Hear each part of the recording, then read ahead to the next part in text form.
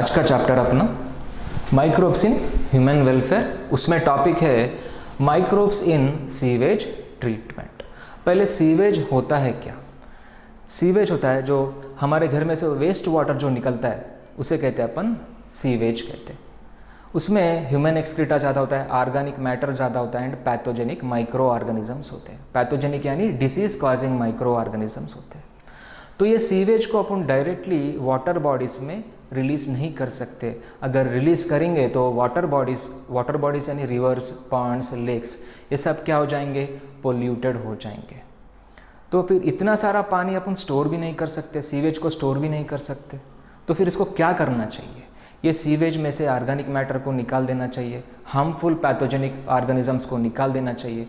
निकालने के बाद वो सीवेज को अपन नदी में छोड़ सकते हैं। तो इसके लिए अपने को सीवेज ट्रीटमेंट प्लांट की ज़रूरी होता है। तो ये जो डायग्राम दिख रहा है आपको, ये पूरा सीवेज ट्रीटमेंट प्लांट का डायग्राम है। तो ये सीवेज में से पोल्यूटेंट्स निकालने के लिए, ऑर्गेनिक मैटर निकालने के लिए, पैथोजेनिक बैक्टीरिया को निकालने के लिए 2 स्टेप्स होते हैं। कितने स्टेप होते हैं? यहाँ पे 2 स्टेप होते हैं।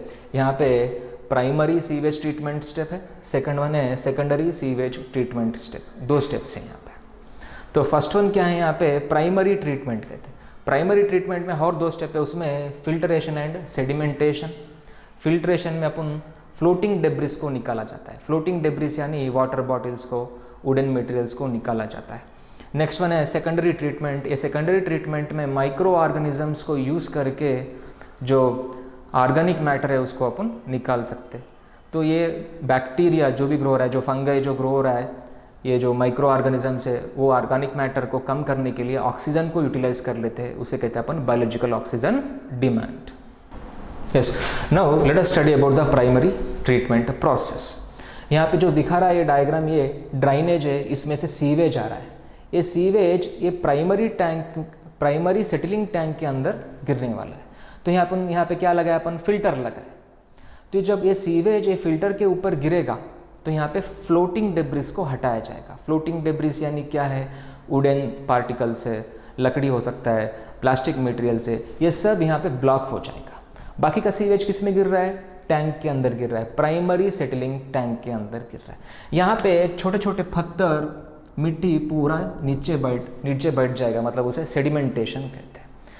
ये जो भी नीचे सॉइल पार्टिकल्स, पेबल्स जो भी है, पेबल्स यानी छोटे छोटे पत्थर यहाँ पे जो बैठ गया, इसे कहते हैं सेडिमेंटेशन कहते हैं। इसे कहते हैं प्राइमरी स्लड्ज।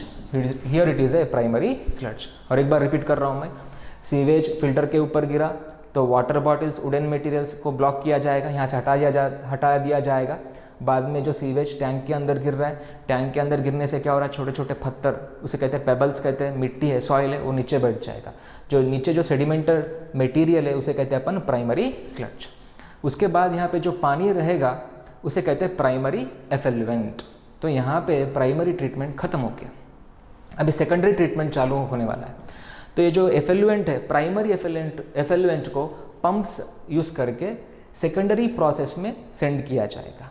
तो यहाँ पे जो टैंक है इसका नाम है एरेशन टैंक। इसका नाम क्या है? Aeration tank. अभी देखो प्राइमरी एफेल्युएंट पाइप के जरिए से एरेशन टैंक के अंदर पहुँच गया।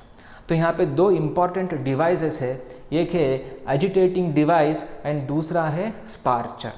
एजिटेटिंग डिवाइस यानी वो रोटेट होते रहेगा, मिक्स करते रहेगा एफेल्युएंट को। एंड जो स्पार्चर है इसे कहते हैं अपन एरेटिंग डिवाइस कह रहे। एरेटिंग मतलब ये ऑक्सीजन को सप्लाई करेगा। एक रोटेटिंग डिवाइस है, आई मीन एजिटेटिंग डिवाइस, एक है ऑक्सीजन को रिलीज कर रहा है। ये यहाँ पे है ऑक्सीजन को रिलीज हो रहा है। तो यहाँ पे ऑक्सीजन ज़्यादा रिलीज हो रहा है, तो यहाँ पे it's a favourable condition for micro organisms. Aerobic micro organisms यहाँ पे ग्रो हो जाते हैं।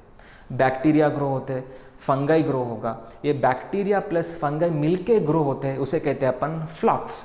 Here, by continuous agitation and continuous supply of oxygen, which favors the growth of bacteria and the fungi, this bacteria and fungi grows together to form a flux. This flux now utilizes the oxygen and consumes the organic matter.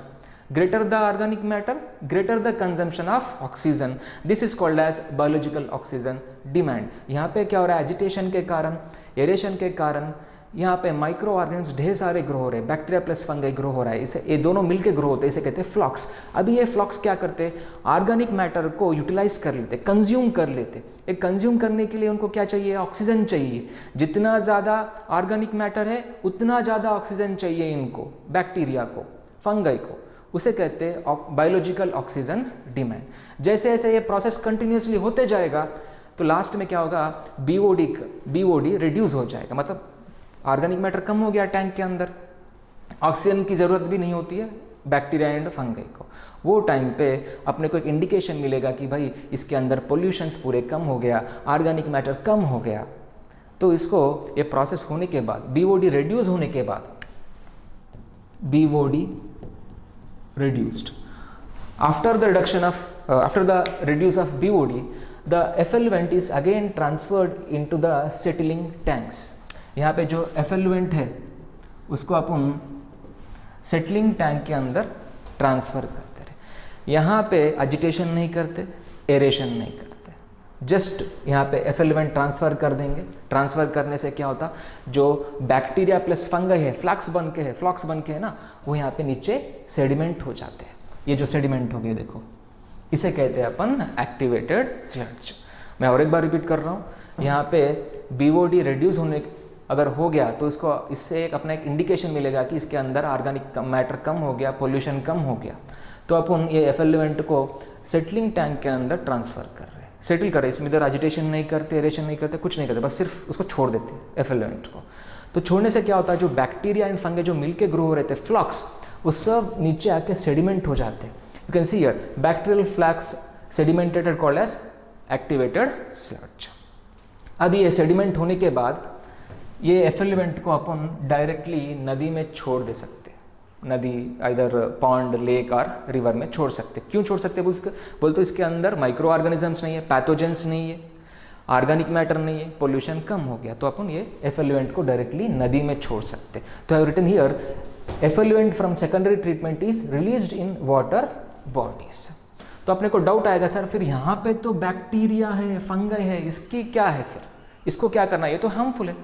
तो अपन इसको directly किधर भी ना अपन मिट्टी में release कर सकते, ना मतलब लैंड में ना छोड़ सकते, ना पानी में नहीं छोड़ सकते। ये तो ऑर्गेनिजम्स है ना, माइक्रोब्स है, तो डिसीज कॉजिंग करने वाले भी होंगे इसमें, ये तो बहुत दिक्कत हो जाएगा। तो इसका नेक्स्ट प्रोसेस होता है, ये जो एक्टिवेटेड स्लड्ज है इसको अपन एनारोबिक स्लड्ज डाइजेस्टर के अंदर ट्रांसफर करते हैं, nothing but A type of biogas plant. अभी यहाँ से जो एक्टिवेटेड स्लड्ज है, इसको एक्टिवेटेड स्लड्ज यानी बैक्टीरिया प्लस फंगाई, इसको अपन एनारोबिक डाइजेस्टर में डाल देते हैं, एनारोबिक डाइजेस्टर्स।